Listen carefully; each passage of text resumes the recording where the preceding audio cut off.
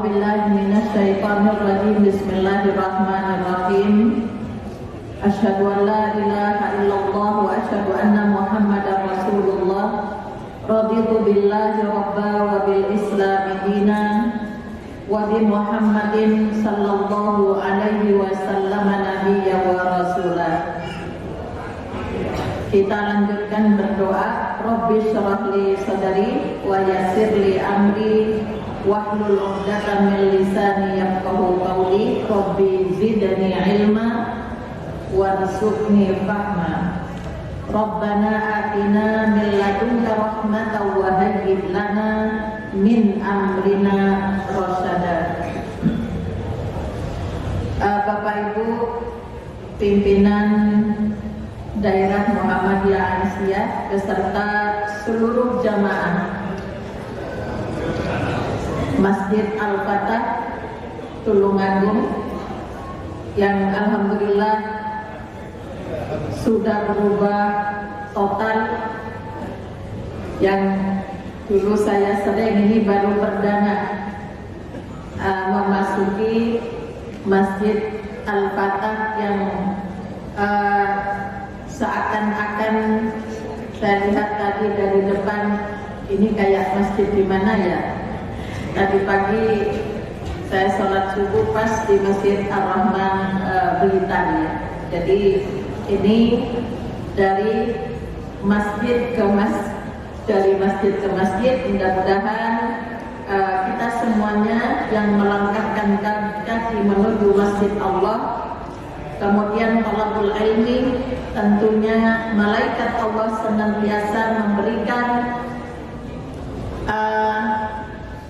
dukungan yang namanya doa kepada Allah Subhanahu wa Ta'ala. Bapak Ibu, kali ini kita gunakan kesempatan ini untuk sama-sama kita mengkaji ayat-ayat Allah yang tentu kita kepingin masuk surga bersama keluarga. Ya, ini yang ada di sini mau masuk surga kelas apa? Yang VIP, yang seindah masjid ini, atau yang kelas ekonomi? Yes. Nah, Bapak Ibu dan seluruh jamaah Ahad pagi di Masjid Al-Fatah yang dirahmati oleh Allah, dalam hadis yang diriwayatkan oleh Muslim, an Abi Amamah radhiyallahu anhu qala, dari Amamah radhiyallahu anhu, semoga Allah meridhai, dia mengatakan, sami'tu Rasulullah sallallahu alaihi wasallam, aku mendengar Rasulullah sallallahu alaihi wasallam bersabda, Iqra'ul Qur'an fa innahu ya'ti yaumal qiyamati syafi'an li ashabihi. Bacalah Al-Qur'an, karena sesungguhnya Al-Qur'an akan datang pada hari kiamat sebagai pembela pada orang yang mempelajari dan mentaatinya. Jadi Al-Quran yang kita pelajari hari ini, kemudian kita amalkan sampai di rumah, itu nanti akan menjadi pembela di hari kiamat. Jadi kalau Bapak Ibu surganya kelasnya ekonomi, maka Al-Quran yang telah kita amalkan itu meminta agar supaya dinaikkan kelasnya. Jadi membaca bukan hanya sekedar membunyikan, tapi kita mengkaji, kemudian kita berupaya untuk mengamalkan di dalam kehidupan. Kemudian hadis yang riwayat sama yang diriwayatkan oleh Muslim, wa anin Nawas bin Sam'an radhiyallahu anhu qala, dari Nawas bin Sam'an, semoga Allah meridhoinya, dia berkata, sami'tu Rasulullah yaqulu, aku mendengar Rasulullah bersabda kepada para sahabat, yu'ta yaumal qiyamati bil dunya. Pada hari kiamat akan didatangkan Al-Quran dan orang yang mempraktekkan di dunia. Taqdumuhu suratul Baqarah wa Ali Imran, yang diawali dari surat Al-Baqarah dan surat Ali Imran. Insya Allah yang Ali Imran nanti dikaji di Trenggalek. Kalau mau lanjut ikut ke Trenggalek. Dan nyambung. Ya. Kira-kira kenapa kok surat Al-Baqarah yang pertama kali ketika Bapak Ibu mengamalkan yang ada dalam surat Al-Baqarah, maka yang kita praktekkan di surat Al-Baqarah ini akan menjadi pembela di hari kiamat. Bukan mushafnya Bapak Ibu, tapi amal solehnya yang akan mendampingi nanti di alam kubur. Itu adalah amal soleh yang telah kita praktekkan dari Al-Quran. Ya, yang pertama, surat Al-Baqarah itu memberikan 3 kelompok manusia. Ya, yang itu kelanjutan dari surat Al-Fatihah di ayat terakhir, bahwa ada kelompok An'amta, ada Maghduub, ada Dhalin. 3 kelompok itu dijelaskan di awal Al-Baqarah, yaitu kelompok yang bertakwa. Siapa yang bertakwa itu? Alladzina yu'minuna bil ghaibi wa yuqimuna sholata, sampai ayat 5, wa bil akhirati hum yuqinun. Ya. Jadi kalau kita mengamalkan, berupaya untuk masuk kategori golongan yang diberi nikmat oleh Allah, dari iman kepada yang baik, kemudian mendirikan sholat, membelanjakan hartanya, kemudian mempelajari, mengamalkan ayat-ayat Allah, dan meyakini akan adanya hari kiamat. Dan kita berupaya menjauh dari kelompok yang maghdub, dimurkai oleh Allah, yaitu kelompok yang ingkar. Di ayat 6 sampai ayat 7. Ayat 8 sampai ayat 20 banyak itu jumlahnya. Ini kondisi keadaan umat Islam di akhir zaman, supaya bagaimana kita tidak masuk kelompok itu, yaitu kelompok yang zalim, nyasar, kesasar. Ya, Islam tapi penuh dengan kemunafikan. Nah, untuk itulah maka surat Al-Baqarah ini nanti akan menjadi pembela kalau kita masuk, berupaya mengamalkan menjadi kelompok yang bertakwa. Yang kedua, di surat Al-Baqarah itu Allah menjelaskan tentang fungsi hidup. Di ayat 21 Allah memerintahkan, ya ayyuhan nasu ubudu rabbakumul ladzi khalaqakum wal ladzina min qablikum la'allakum tattaqun. Jadi 3 kelompok manusia itu digiring oleh Allah, diingatkan oleh Allah, makanya menggunakan manusia. Ya ayyuhan nas, beribadahlah kalian kepada Allah, ya, agar supaya apa? Supaya mencapai tingkatan takwa tadi itu. Di ayat 30 bahwa manusia itu bukan hanya fungsinya diciptakan oleh Allah, bukan hanya untuk beribadah, tapi ada tugas khalifatullah di muka bumi. Mulai dari tugas khalifah ini hanya bisa dilakukan oleh manusia. Kenapa manusia terdiri dari dua unsur, ada jasmani dan rohani. Jadi di Masjid Al-Fatah saya tadi lihat masuk ya, itu sebelum makanan rohaninya kayaknya sudah disiapkan untuk jasmani. Ya, jadi kenapa? Karena manusia itu ada dua unsur, jasmaninya harus dipenuhi makanannya, di mana surat An-Nahl yang menjadi kebutuhan jasmani. Apa itu?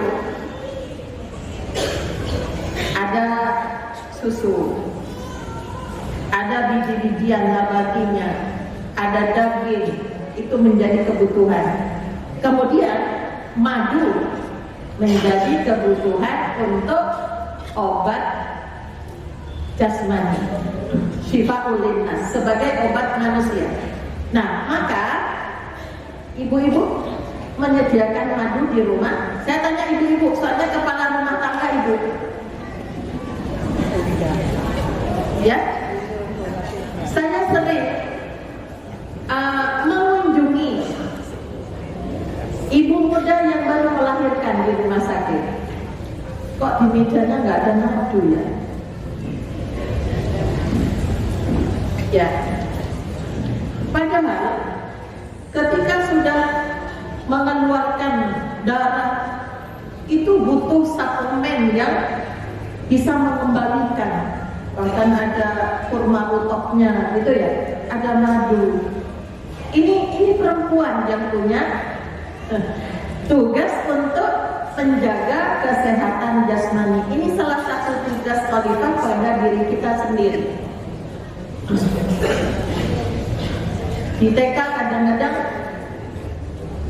ya sekolah wali murid tidak urunan, bagaimana di sekolah itu disiapkan madu supaya selainnya anak-anak yang makan kue itu bukan yang buatan itu, dibiasakan untuk mengenali madu. Bahkan baru lahir Rasulullah kalau nggak ada kurma madu dioleskan di lidah bayi yang baru lahir.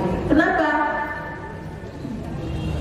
Supaya sehat secara jasmani. Ya, An-Nahlnya dibaca, Ramadan khatam berkali-kali, tapi ngamalkan An-Nahl beberapa ayat saja. Ini katanya mau masuk VVIP soalnya. Ini ya ibu. Nah, kemudian rohani manusia itu butuh makanan. Maaf, saya bertanya, setelah surat An-Nahl itu surat apa itu, Bapak Ibu? Ibu aja yang di depannya.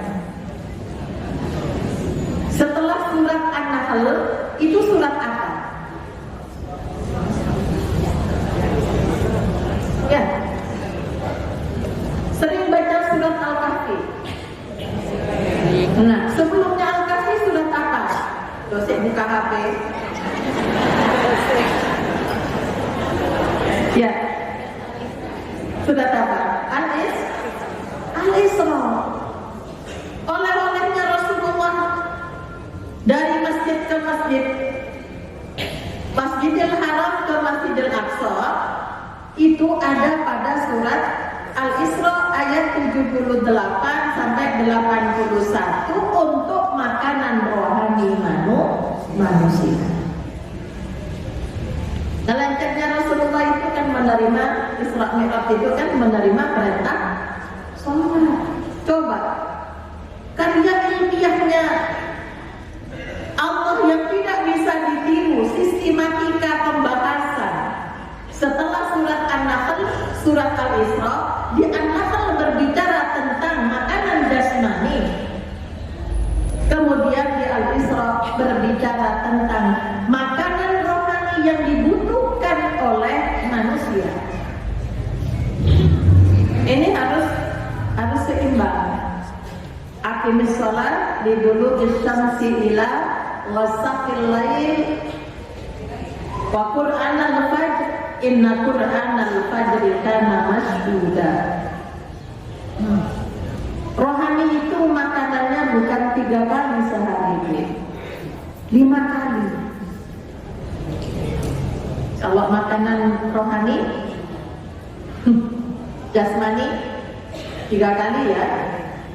Ya, 3 kali, ada yang 2 kali.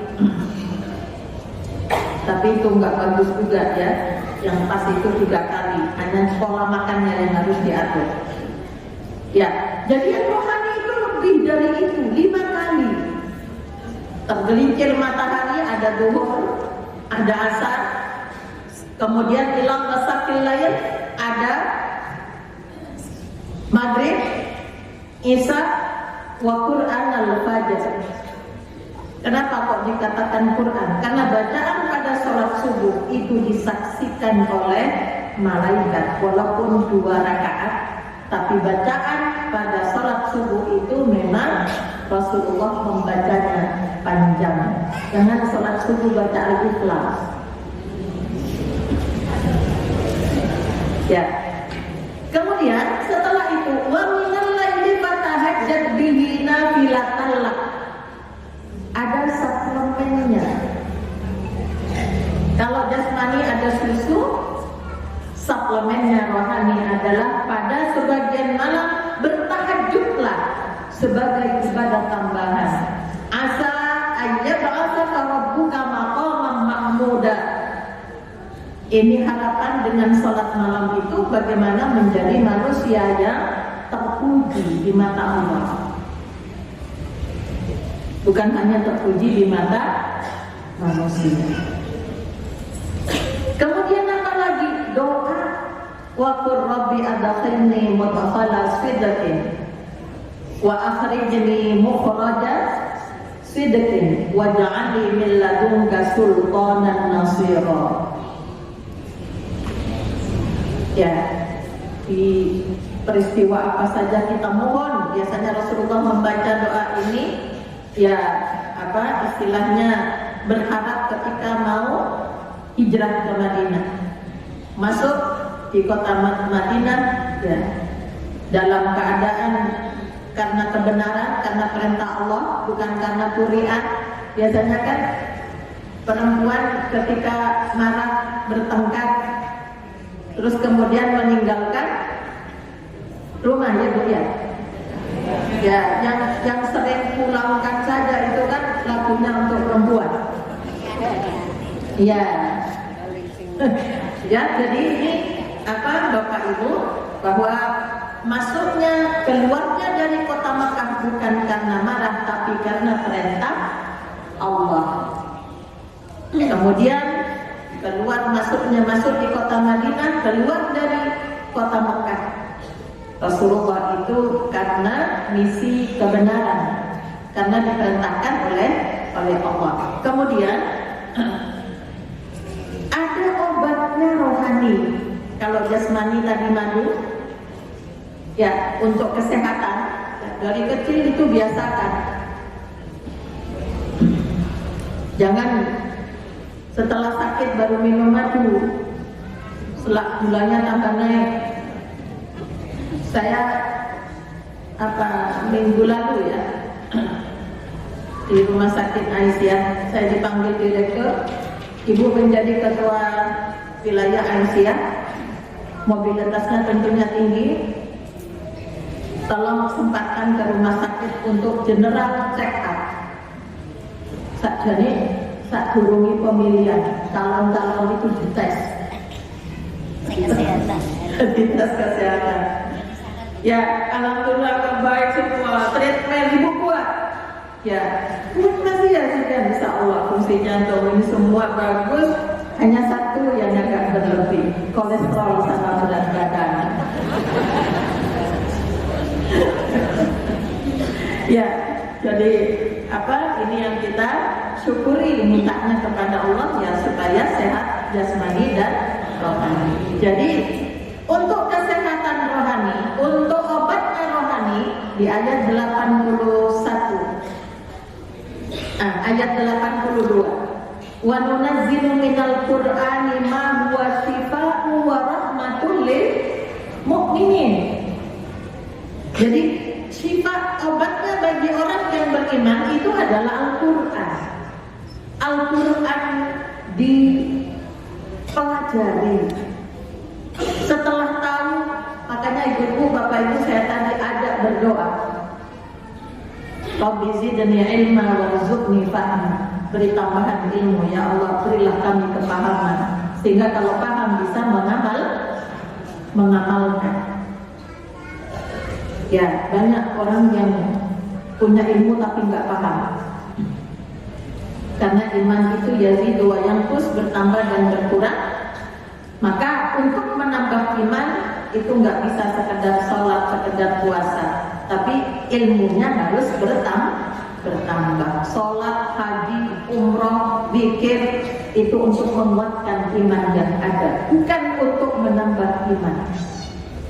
Karena suatu ketika iman bisa bukan hanya berkurang, bisa hilang. Ya, jadi obatnya adalah Al-Quran, bukan dimasukkan air, dirobek, ditulis, diminum, bukan itu. Ya, dipelajari. Hari ini nanti pulang di rumah, apa yang akan ibu lakukan? Yang nggak punya madu. Apalagi Ramadan itu dibutuhkan ya Bu ya. Ini yang bilang Allah sebagai sifat Al-Quran untuk apa? Sifat lima fisudur, obatnya ini. Ya, yang makitan, yang dendaman, yang kikir, yang apa lagi ya? Itu kuncinya di situ. Yang di YouTube itu kadang-kadang sesama Muslim, sesama tokoh engkar di YouTube ya Bu ya. Nah, itu banyak seperti itu. Kenapa? Karena ininya sudah sakit. Ya. Ini yang kaitannya dengan kenapa kok di surat Al-Baqarah, karena fungsi Allah menciptakan manusia, fungsi hidup ya, fungsi hidup itu untuk beribadah, yang kedua melaksanakan tugas khalifatullah di muka bumi. Karena manusia terdiri dari dua unsur, ada jasmani dan ada rohani. Allah menyiapkan tentang makanan yang dibutuhkan oleh jasmani, makanan yang dibutuhkan oleh rohani, obat jasmani, obatnya rohani, itu sudah dijelaskan. Kemudian tugas khalifatullah yang diamanahkan kepada manusia, bukan kepada malaikat, bukan kepada gunung, bukan kepada binatang walaupun hidup di alam nyata, bukan kepada malaikat, tapi kenapa kok manusia yang dipilih? Karena tugas-tugas itu hanya bisa dilaksanakan oleh manusia. Berarti manusia adalah makhluk yang walakat karomna bani Adam, yang mulia. Jangan merendahkan dirinya. Ya, jadi kadang-kadang ya memang bukan malaikat. Siapa yang bilang manusia itu malaikat?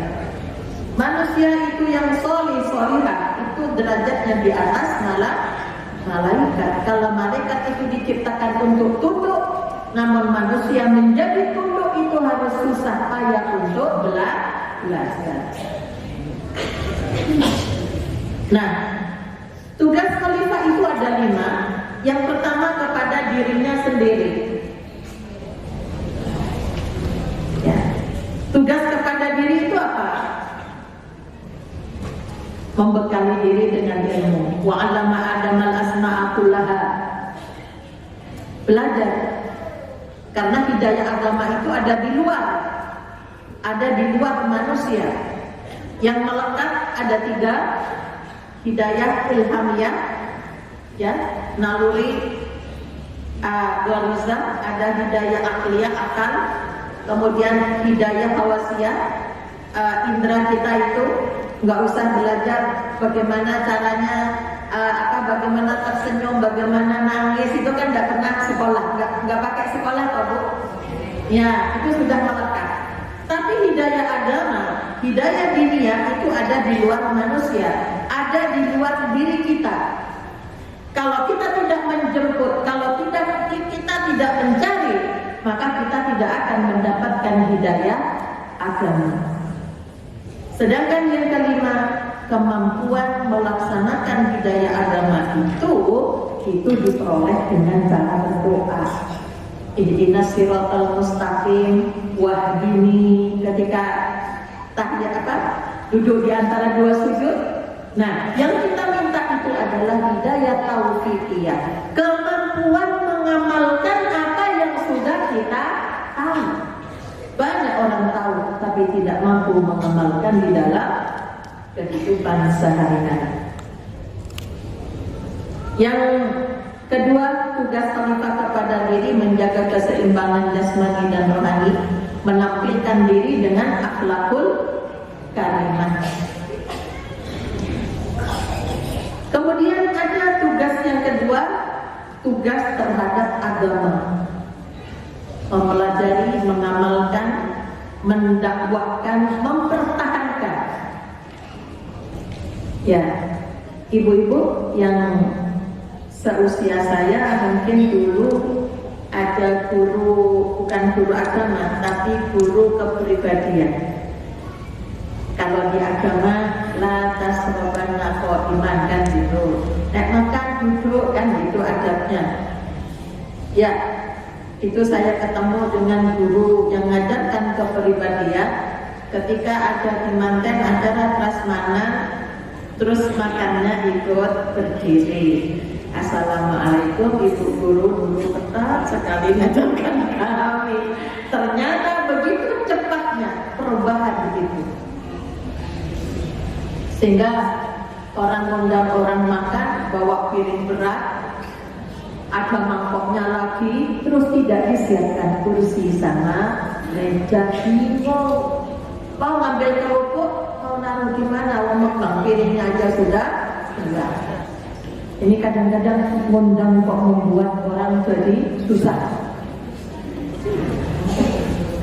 Iya, itu hal-hal sepele ya Bu ya.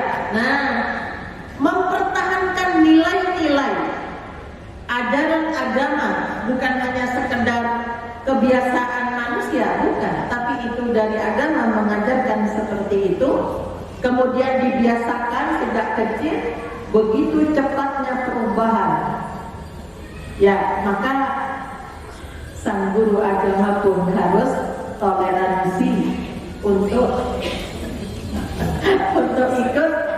Ya, jadi nanti kapan-kapan kembali lagi kalau undang acara mungkin dibuat lesehan aja.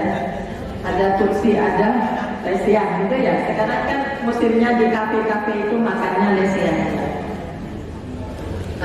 Itu. Kemudian ada tugas khalifah yang ketiga itu dalam keluarga.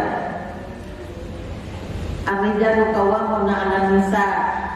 Laki-laki itu menjadi pawang, menjadi pengayom, menjadi penegak iman. Bagi perempuan, perempuan kan pabriknya kata-katanya. Ya, itu yang paling gak disuka ya bapak-bapak. Tapi bapak-bapak perlu tahu bahwa Allah menjadikan laki perempuan sebagai pasangan suami istri. Kalau ibu-ibu nggak punya banyak kata-kata, paling anaknya nggak sholat kok. Makan juga susah kalau anak kecil. Kenapa? Bapak itu paling 2 kali sudah diam. Sholat dong. Jarang kayaknya bertahan sampai ngulang 3 kali. Itu kebiasaan. Ayolah Pak bangunkan uwes kok gitu. Tapi kalau ibu-ibu sampai 5 kali, setelah itu bersumpah, wes sholat katene. Mau bangunkan lagi wes sakaremu. Kamu sholat, kamu makan, Kurang 5 menit, balik lagi. Ya, ini mohon bapak-bapak dimaklumi ya. Dimaklumi, sebab kalau ibu-ibu itu ada manfaatnya. Rumah saya sekarang dekat dengan taman kota. Taman kota, taman bunga. Enggak kalau jalan-jalan ke Malang. Di hari Minggu seperti ini, Sabtu, itu banyak bapak-bapak yang bawa dorong anaknya karena libur ya. Ya, bawa bayinya dan sebagainya. Saya bilang sama anak dulu, sing dulang bapaknya dari tadi ke kalau-kalau. Setanting itu anaknya. Kalau dibiarkan, untungnya cuma 1 minggu. Kalau ibu-ibu kan, banyak yang pesawat mau turun, mau apa gitu, kan supaya bisa masuk. Ada gunanya. Ya, ada gunanya asal tidak disalahgunakan. Yang mana yang disalahgunakan? Nek ngakali suami. Ya, kata-katanya dibuat untuk ngakali suami. Itu yang gak benar. Ya, fasolihatu qanitatun. Seorang ibu, wanita yang solihah yang taat itu ya, adalah hafizah. Perempuan yang bukan sekedar hafal 30 juz ya Bu, yang mampu memelihara pesan-pesan Al-Quran di dalam rumah tangganya. Ya, jadi suami tugas khalifahnya kepala keluarga, kemudian istri sebagai kepala rumah tangga. Saya naruh anduk di kasur ke tempat penjemuran gitu loh Bu. Ya, yang beresin korak-korakan itu memang ya itulah namanya rumah tangga. Nah, bapak-bapak itu mikirnya yang besar-besar. Kalau kita yang noto sandal, yang bagian begitu. Jadi itulah pasangan. Yang keempat adalah tugas khalifah ijtimaiyah, bermasyarakat. Bermasyarakat. Bagaimana masyarakat Islam itu diatur di dalam agama. Ya, ada hak kewajiban, wadus salam, menyelamatkan. Bukan hanya waalaikumsalam, menyelamatkan. Kemudian wa'iyadatul marid, menjenguk yang sakit, memotivasi mereka yang sakit. Ya, sakitnya kapan hari saya kenapa makan durian sama sate kambing, kok stroke tiba-tiba itu kenapa? Sudah tahu tensinya tinggi. Saya kok nggak bilang sabar, istighfar ya. Kenapa Allah mengatur pola makan sampai nggak tahan? Berterima kasih, Allah masih ngasih peringatan. Artinya masih sempat tahu. Kadang-kadang kan tidak merasa salah. Padahal Al-Quran nyuruh apa? Yang halal dan thayyib itu yang bisa diterima oleh tubuh kita. Enggak semua makanan itu ya thayyib, walaupun halal. Masing-masing harus mengukur, ya, harus mengukur. Makan durian boleh bagi saya. Tapi yang tensinya ini ya disehatkan dulu baru boleh gitu ya Bu ya. Kemudian tugas kemasyarakatan lagi apa? Mengurus jenazah, bukan hanya mengantarkan sampai kubur. Ya, jenazah itu bagaimana ya hutang puasanya tahun lalu, mesti bayar apa enggak? Maka ibu-ibu memberikan pengertian kepada keluarganya, menghadiri undangan, ya undangan yang dibenarkan ya, karena banyak sekarang undangan macam-macam itu. Kemudian tugas berbangsa dan bernegara 2 tahun lagi ya, 2004 ya, tahun politik ya,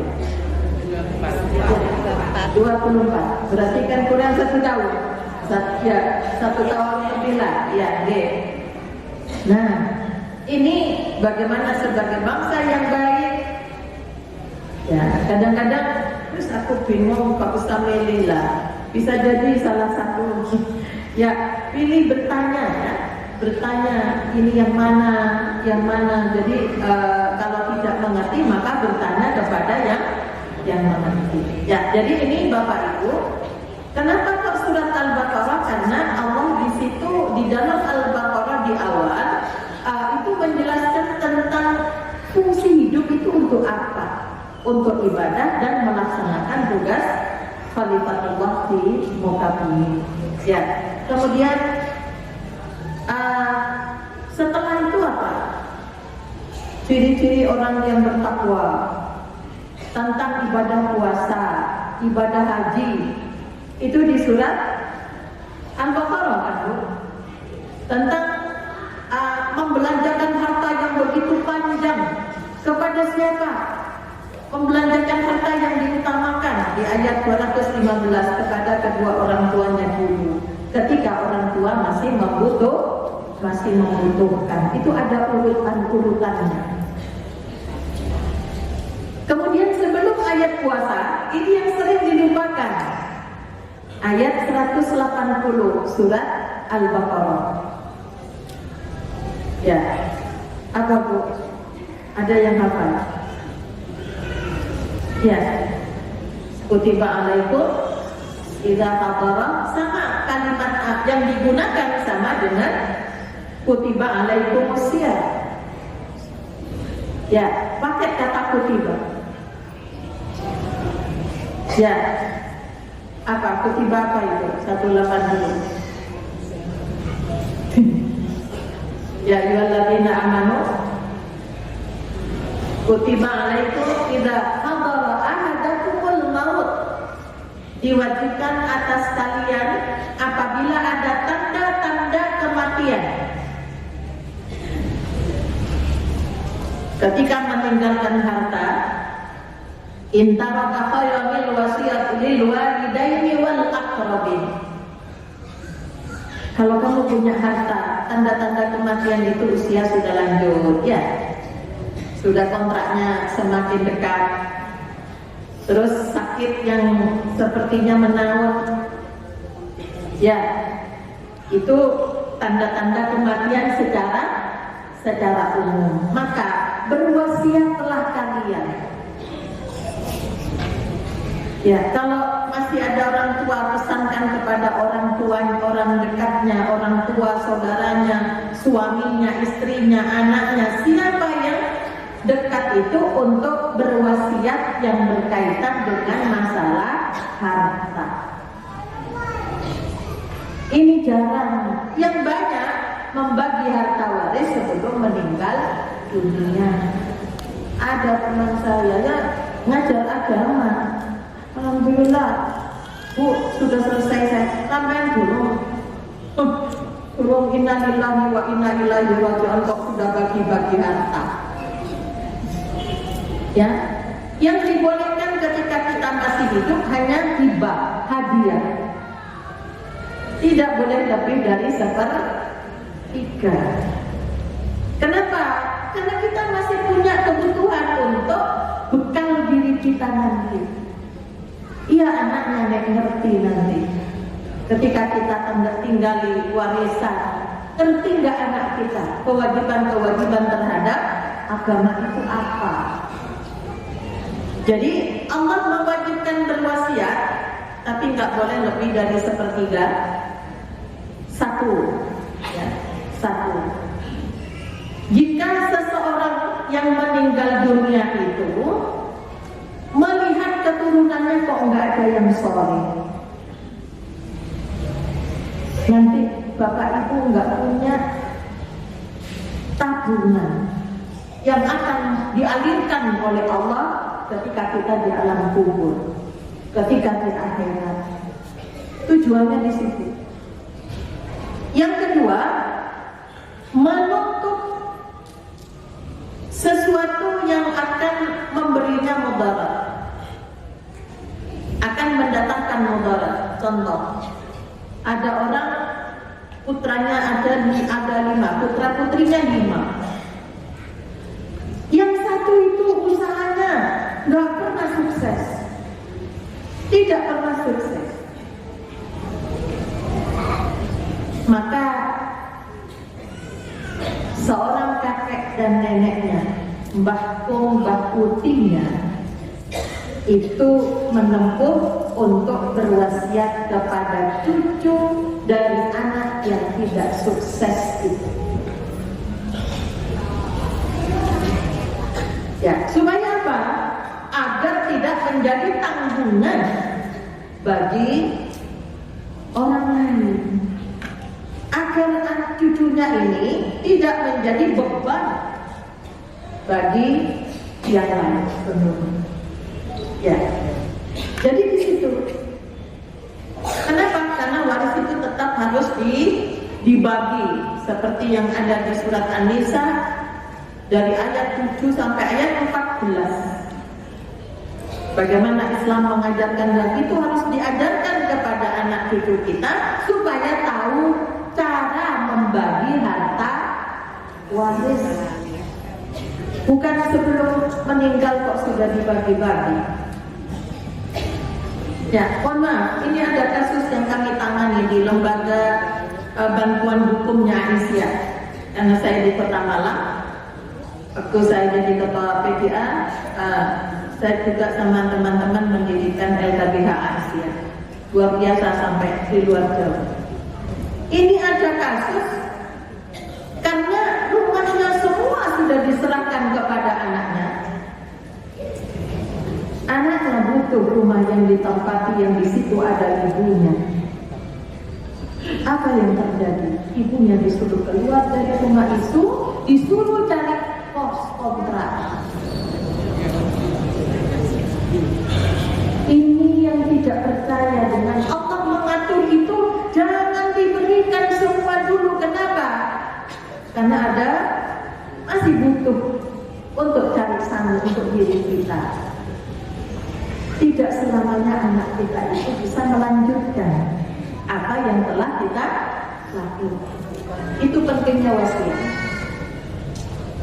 Jadi menutupi ketidaksempurnaan pada ahli waris yang masih ada kekurangan. Yang kedua, ya kaitannya dengan jika ahli waris itu bukan pewaris yang solid, yang solihah, yang bisa memanfaatkan harta itu di jalan Allah.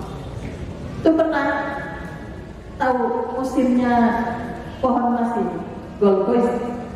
Iya, habis peninggalan orang tuanya dipakai untuk itu. Ya, kenapa?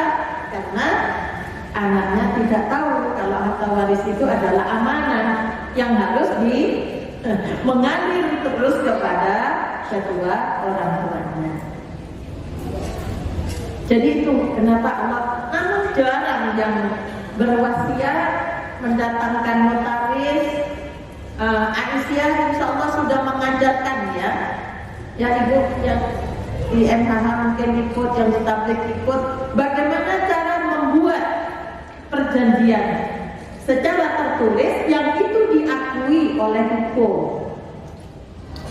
Walaupun tidak pakai notaris. Pentingnya di situ. Ada yang sampai malam hari raya telepon saya belum membayar zakat fitrah. Kenapa? Karena semuanya saya dicukupi oleh anak saya. Jadi dia nggak pegang uang, nggak pegang apa. Ya, belum mungkin lupalah anaknya. Ya, padahal kok nggak dikirim, di telepon nggak bisa, ya mungkin pada sibuk. Jadi orang tuanya hanya ditinggal sama perawatnya. Ya, jadi ini Bapak Ibu sekalian, kasus-kasus di lapangan, bahkan ada pesantren yang besar. Saya ikut jadi tim Islam yang sudah diserahkan, ya ternyata anaknya desanya yang nggak setuju diambil lagi. Anaknya desa ikut-ikut ya Bu ya. Nah, jadi ini di dalam surat Al-Baqarah itu banyak hal yang belum dipraktekkan di dalam jadi dosa. Sehingga nanti di akhirat ya bagaimana akan bisa membela. Terus yang terakhir ayat yang terpanjang. Ayat berapa? Al-Baqarah. Yang terpanjang. Ya. 28 enggak jadi dapat tadi ya keliru. 282. Tentang apa? Tentang hutang piutang jual beli yang tidak kontan, yang kredit, ya, maka ada jaminan, ada penjamin. Kalau penjamin itu orang, ditulis, dicatat, ya, baik kecil maupun besar. Ini 282. Kadang-kadang saya ke daerah-daerah sering ada masalah kasus koperasi, kredit macet. Kenapa? Rata-rata meminjamkan nama, ya, untuk temannya yang tidak ikut jadi anggota. Kadang-kadang dipinjamkan sama-sama anggota karena pinjamannya sudah banyak, kemudian menggunakan namanya. Kalau Bapak Ibu meminjamkan nama, maka bertanggung jawab untuk membayar. Kalau yang kita pinjami itu nggak bayar, ya, ibu-ibu kayaknya enak ya, nggak apa-apa dipakai. Kadang-kadang kelompok-kelompoknya yang ngatur seni itu udah mau pinjam, terus pakai punyanya ini aja, nggak pernah pinjam. Saya pernah soalnya, nama saya dipakai, padahal saya nggak pinjam. Nah, kalau meminjamkan begitu, memberikan jadi penjamin, maka harus bertanggung jawab. Kalau tidak membayar, yang memberikan pinjaman itu menjamin, ya, yang sebagai penjamin, yang punya nama, yang dikenal, itulah yang juga katut sebagai orang yang punya hutang. Rasulullah nggak mau menyalahkan orang yang masih punya hutang yang belum ada yang mengganti sebagai penjaminnya. Hati-hati di ayat 282. Kadang-kadang yang punya uang yang salah ditagih marah. Ya Bu ya? Itu janjinya 1 bulan kolong setahun, 10 tahun ditagih marah-marah. Harusnya kan minta maaf, ya. Lupa dia. Kalau doanya, ini kami sering nangani kasus-kasus hutang itu. Nanti kalau dipidana dia berat juga, akhirnya bebas hutangnya. Kalau nggak dikaitkan dengan di perdatanya. Ya, jadi Bapak Ibu sekalian tulis. Ya, tulis kalau punya utang. Makanya hati-hati ibu-ibu, kalau jual beli, akadnya jual beli. Jangan bilang, aku mau ini kerudungnya utang saja. Kalau bilang hutang, maka ibu harus membagikan kerudung. Ya, itu berdampak. Ya, 282 itu harus dikaji betul itu tentang jual beli di pasar, di mana setan itu, maka kata Rasulullah jangan lama-lama di pasar kecuali yang jualan. Berlama-lamanya di masjid.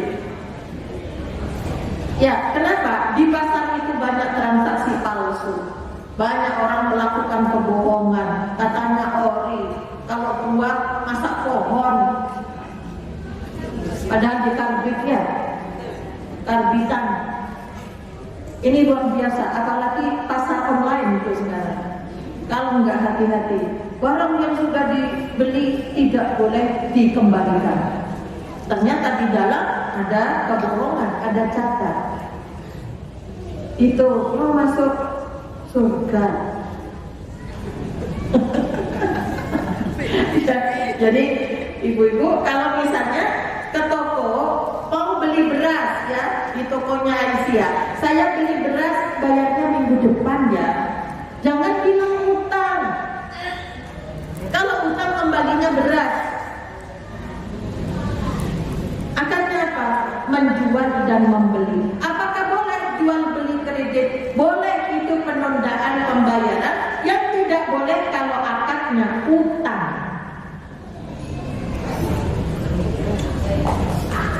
Kayaknya akad itu penting loh ya. Tapi di kalangan ibu-ibu gampangannya utang sek. Oke, utang sek. Jadi ayat 28:2 sampai harus ada saksi. Saksinya 2 orang kalau laki-laki. Kalau 1 laki-laki maka perempuannya 2. Kesaksian dalam muamalah masalah harta benda itu berdampak pada hal yang membahayakan bagi perempuan. Makanya kenapa kalau perempuan itu dua orang? Karena kalau menyangkut masalah harta itu sangat rentan dengan yang namanya pembunuhan, disantet dan sebagainya. Supaya nanti ketika di pengadilan nggak bisa jadi saksi. Itu Bu, di lapangan seperti itu. Ada yang sudah disiapkan, tiba-tiba di sana nggak bisa ngomong. Ya, jadi tidak dibunuh tapi menggunakan ilmu-ilmu yang itu akan menambah ya dikabulkannya oleh setan. Yang terakhir surat Al-Baqarah apa Bu? 3 ayat yang terakhir kata Rasulullah. 3 ayat yang di tengah-tengah 255 sampai 257 ya seringkali jadikan zikir. Ayat kursi ya. Ya.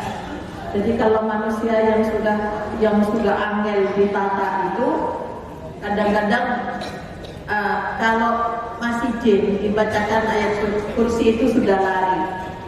Tapi kalau setannya itu dari manusia, rambutnya hitam campur putih ya, yang putih yang macam-macam yang pirang ya, itu nggak cukup hanya dibacakan ayat kursi, kayaknya kursinya yang harus diangkat. Itu lebih sulit ya, kadang-kadang ini kena pelet ya, itu nggak mempan kalau hanya jin. Tapi yang paling susah itu adalah lidah ya. Jadi di dalam surat Al-Falaq itu ya ada kan, kenapa kok diibaratkan dengan perempuan kayaknya. Wa min syarri apa? Qul a'udzu birabbil falaq min syarri ma khalaq min syarri ghasiqin idza wa min syarri naffasati fil 'uqad. Ya, yang suka menyebul-nyebul omongan. Itu siapa? Yang banyak perempuan, tapi yang nggak ngaji, yang ngaji nggak boleh lah seperti itu. Emang nanti angel-angel datang setiap akad pengajian akad pagi pertama ya. Ya itu nanti rugi kalau tidak apa namanya, makanya suruh baca Al-Falaq. Di ayat terakhir surat Al-Baqarah 3 ayat terakhir, lillahi ma fis samawati wa ma fil ardh wa in tubdu ma fi anfusikum aw tukhfuhu yuhasibukum billah. Kata sahabat, terlalu berat ayat itu ya Rasul, terlalu berat untuk kami amalkan di dalam kehidupan, untuk dipraktekkan di dalam kehidupan. Kenapa? Karena Allah menyampaikan milik Allah semua yang ada di ruang angkasa, isinya semua milik Allah. Tapi manusia kadang-kadang merasa menjadi pemilik. Ini suamiku, ini istriku, rumahku, anakku, hartaku, gitu kan? Ya, sehingga kalau hilang, stresnya luar biasa. Ya, sahabat sendiri bilang, ini terlalu berat. Kita akan mengatakan ini milik Allah. Ya, yang suatu saat akan diambil oleh sang pemilik. Ya, itu menolakkan ayat 284 itu. Itu berat. Fayaghfiru liman yasha wa yu'adzibu man yasha. Allah mengampuni siapa yang dikehendaki dan menyiksa siapa yang dikehendaki diampuni, orang yang telah mengikuti jalannya Allah. Siapa yang disiksa? Orang yang menentang aturan-aturan Allah yang ada di dalam surat Al-Baqarah. Maka di akhir ditutup dengan doa, Rabbana la tu'akhidna in nasina aw akhtana. Jangan kami hukum kalau kami salah dan lupa ya Allah. Atau kami tidak tahu sebelum itu, belum belajar, atau saya tahu tapi lupa, gitu ya. Kalau saya bimbing haji itu, dulu kan sudah diajari toh Bu, sampai di Mekah, iya dulu nggak tahu Bu, sekarang lupa. Ya, jadi mohon kepada Allah, karena apa? Mengamalkan surat Al-Baqarah itu berat bagi kita. Maka apa yang belum diketahui mohon dimaafkan kalau saya salah. Untuk itu kenapa kok sering baca ayat itu, dijadikan doa, dijadikan zikir, dijadikan bacaan di dalam bacaan sholat. Ya, sehingga Bapak Ibu sekalian, yang ini kalau kita mau masuk ya surga bersama keluarga, di ayat 7, 8, 9. Kalau Bapak Ibu ngaji di masjid ini, di masjid lah, di rumah Allah, sholat berjamaah di masjid ini, itu apa bedanya? 27 derajat, 25 derajat ya. Kenapa? Karena malaikat itu senangnya di masjid. Maka saya pernah membaca sebuah hadis bahwa di akhir zaman umat Islam itu perbanyaklah tinggal di masjid. Artinya, kenapa? Karena di rumah sudah penuh dengan setan-setan. Yang setannya itu kotak hitam.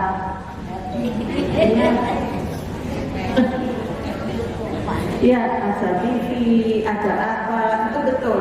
Memang gangguan. Kalau di masjid kan matikan HP, ada tulisannya biasanya. Tidak terganggu. Kalau di rumah, ya apalagi sambil ngejar tutup sambil sholat sunnah, oh itu jelas pasti terganggu. Ya, kayaknya sholat gitu ya. Jadi 27 derajat. Kemudian kalau talabul ilmi di dalam masjid ini, maka malaikatnya untuk ibu nggak lihat. Nah, tapi Allah memberikan penjelasan alladzina yahmilunal arsya dalam surat Ghafir atau Al-Mu'min ayat 7 sampai 9. Alladzina yahmilunal arsya wa man haulahu. Malaikat yang memikul arsy dan malaikat yang berada di sekelilingnya bertasbih. Jadi kegiatannya mensucikan Allah, memuji Tuhannya, dan mereka beriman wa yu'minuna bihi wa yastaghfiruna lilladzina amanu. Tugasnya malaikat memintakan ampun bagi orang-orang yang istighfar, yang bertaubat, yang beriman kepada Allah. Rabbana, kata malaikat, ya Tuhan kami, Rabbana wasita kulla syai'in rahmatan wa ilma. Rahmat dan ilmu yang ada padamu meliputi segala sesuatu. Faghfir lilladzina tabu. Ampunilah mereka yang taubat, yang kembali ke jalan yang benar. Wattaba'u sabilaka, dan mengikuti jalanmu, mengikuti Al-Qur'an. Wa qihim adzabal jahim. Lepaskan mereka dari siksa neraka jahanam. Kedua, malaikat di sekitar kita itu bilang kepada Allah, Rabbana wa adkhilhum jannati 'adnin allati wa'adtahum. Masukkan mereka. Kalau suami istri anaknya juga ikut di sini. Masukkan mereka ya Allah ke dalam surga yang telah Engkau janjikan kepada mereka. Mereka siapa? Waman sholaha min abaihim, orang yang soleh dari nenek moyang mereka. Wa azwajihim, pasangan-pasangan mereka, kalau pasangannya sama-sama soleh. Wa dzurriyyatihim, keturunan mereka, cucu cicit mereka ke bawah, lurus zuriat. Innaka antal azizul hakim, engkau maha perkasa lagi maha bijaksana. Jadi kalau keislaman kita diikuti oleh anak keturunan kita, sama dengan pasangan kita, sama dengan nenek moyang kita, nanti reuni di dalam surga. Itu loh cicitmu, itu cicitmu ada di situ.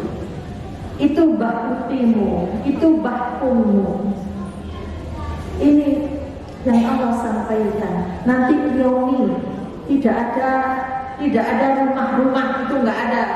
Keluarga-keluarga nggak ada, semua ditempatkan di satu tempat sesuai dengan pintu masuk. Kalau mau Jannatul Firdaus, ya bersama Rasul dan para sahabat. Gimana caranya?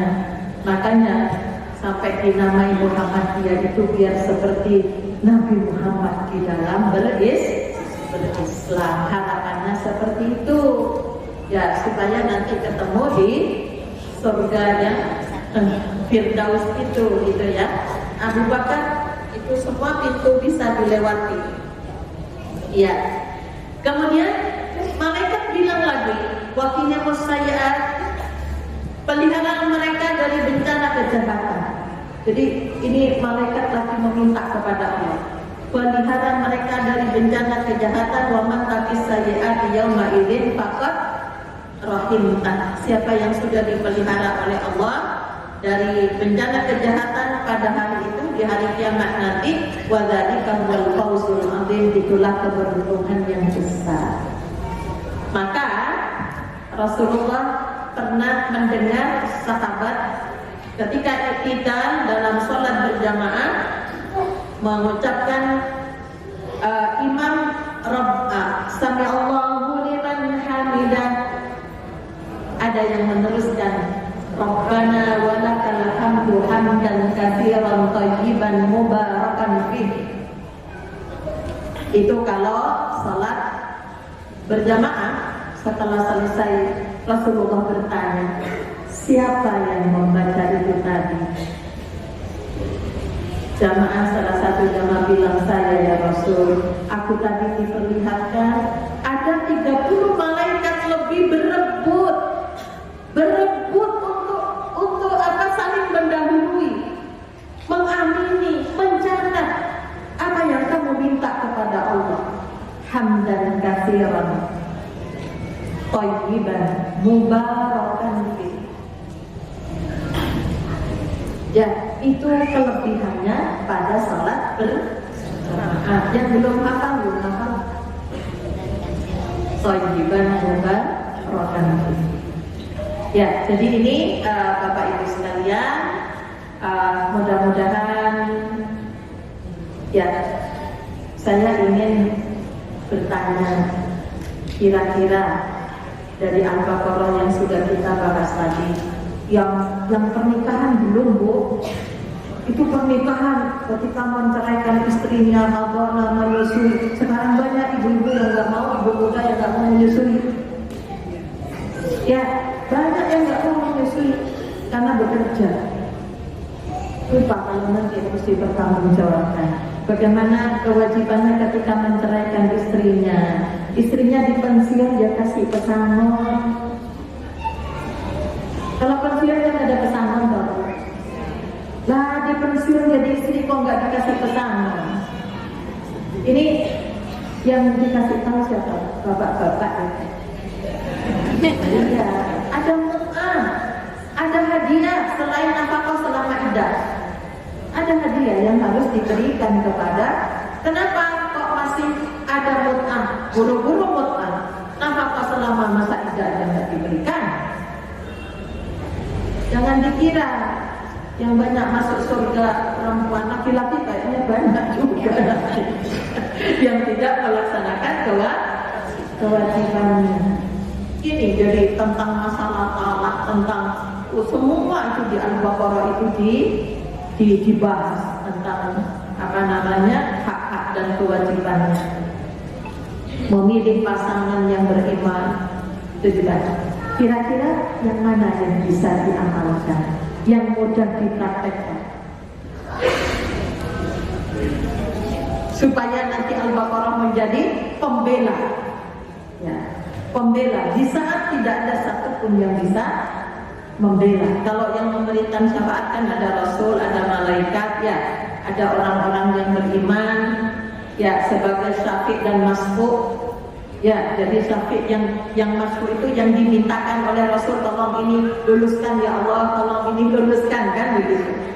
Tapi ada yang tidak dikabulkan juga oleh Allah. Yang mana Ibu? Supaya diingat. Dari tadi yang bisa kita amalkan itu yang mana? Tugas khalifah kok banyak banget ya Bu ya? Iya, banyak sekali. Jadi ini pakai agenda khusus. Oh, yang ini aku ngamalkan, ya Allah kuatkan ya Allah. Oh, ini yang ini wasiat belum banyak ya? Wasiat. Ya, dengan berwasiat itu supaya dikurmal, supaya ingat bahwa kita umur manusia itu 24 jam. Enggak pagi, sore, siang, kan begitu. Tiba-tiba sudah pengeras suara inna lillahi wa inna ilaihi raji'un gitu ya Bu ya. Nggih, monggo lah, terserah masing-masing. Ya, sehingga nanti Al-Qur'an tidak hanya sebagai mantra, jadi bacaan, dihafal, tapi tidak diamalkan di dalam kehidupan. Maka kalau Bapak Ibu di dalam surat Al-Fatihah ketika salat yang diulang-ulang bacaan Al-Fatihah, mohon ihdinas siratal mustaqim, bimbing ya Allah untuk bisa mengamalkan ayat-ayat Allah yang telah kami kaji. Beri kemampuan untuk mengamalkan. Ya, barangkali ini sudah 1 jam yang dapat saya sampaikan. Kali mungkin ada ibu yang mau bertanya atau bapak masih ada kesempatan. Oh iya, monggo silakan. Mungkin ada ibu. Bismillahirrahmanirrahim. Assalamualaikum warahmatullahi wabarakatuh. Nama saya Yunita dari Pegunungan Bunda. Yang ingin saya tanyakan, tadi dijelaskan bahwa ada 2 makanan untuk kehidupan gitu. Ada makanan rohani dan juga ada makanan jasmani gitu. Nah, yang saya tanyakan adalah tentang makanan rohani. Ketika saya pernah di suatu kondisi itu sholat nanti ditunda-tunda, kemudian bahkan sudah melakukan sholat yang tidak ikhlas, sehingga mungkin bisa dikatakan itu adalah kondisi di mana iman itu menurun atau bahkan bisa jadi tadi dikatakan hilang. Nah, yang ingin saya tanyakan, bagaimanakah kita dapat menyadari bahwa sinyal-sinyal ketika iman ini mulai menurun atau menghilang, kemudian untuk mengupgrade-nya itu seperti apa? Iya. Langsung membalas apa? Ada lagi ibu yang mau tanya? Sementara ini saja dulu karena waktunya mungkin juga gurunya akan melanjutkan tugas di Priaya. Ini saya yakin itu menjadi persoalan orang banyak ya, yang ngalami jadi 2 yang kus, kadang-kadang bertambah, kadang berkurang. Nah, apa yang harus kita lakukan ketika berkurang? Ketika iman berkurang, itu yang pertama zikrullah wa zikrul maut.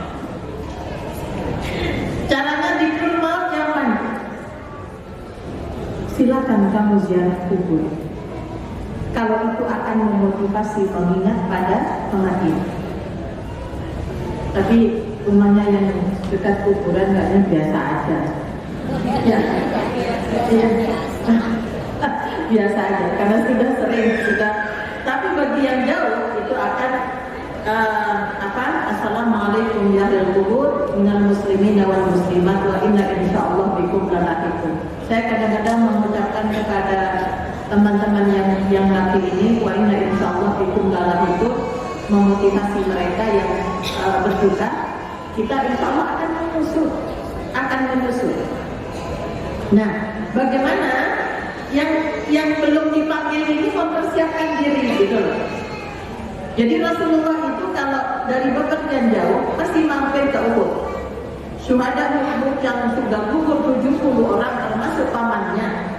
Setelah itu masuk masjid sholat 2 rakaat. Itu tujuannya untuk mengingat, mendoakan. Jadi kalau bagaimana nanti bisa berkumpul menjadi satu. Nah, itu satu. Yang kedua, berkumpullah dengan wong kang soleh kumpulono. Gitu kan?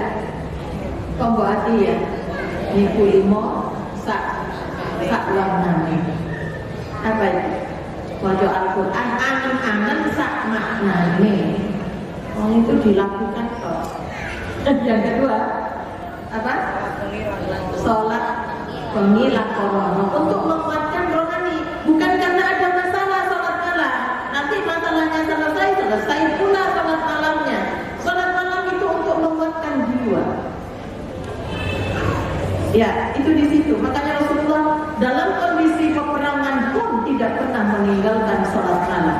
Maka salat malam itu minimal dan diri 3 bisa 5 yang sempurna itu kalau dilakukan sebelum. Ya, walaupun musafir Rasulullah nggak pernah meninggalkan yang namanya yang mulai, karena itu penguat pada jiwa. Jadi kumpulan dengan orang soleh itu, kalau kumpul dengan orang soleh pasti diingatkan, ayo sholat sih.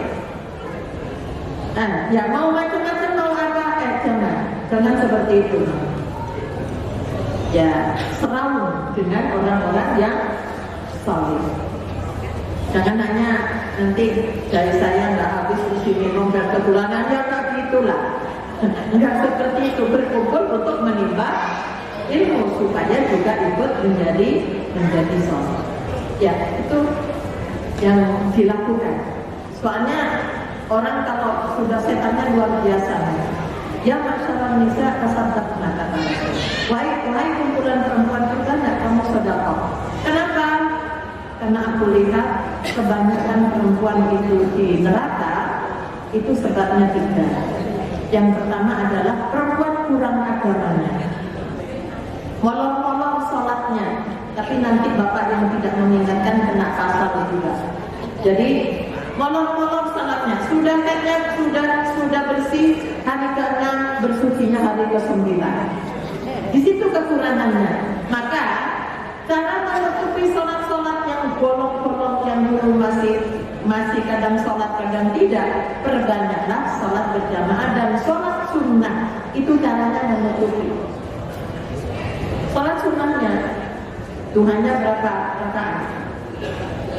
Ya kok minimalis ya 8 lah, 4 salam.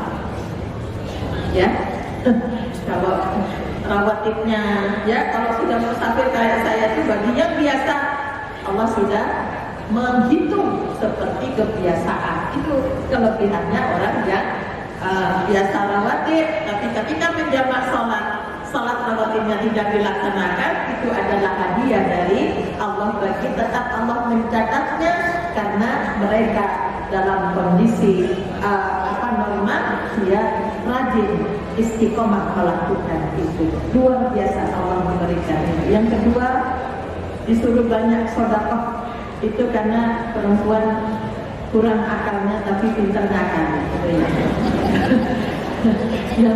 Yang ketiga, kurang bersyukur pada suaminya ya. Jadi yang telah susah payah memberikan, tapi sekarang suaminya kok yang nggak ngasih belanja, ya itu lain lagi, lain lagi, gitu ya. Begitu yang dapat saya sampaikan.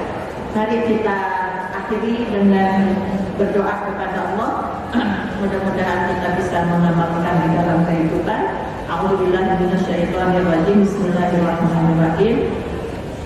Alhamdulillahirabbil alamin hamdan yuwafi ni'amahu wa yukafi'u mazidah. Ya Rabbana lakal hamdu kama yanbaghi li jalali wajhika wa 'azimi sultanik. Allahumma shalli wa sallim ala Muhammadin wa ala alihi wa sahbihi ajma'in.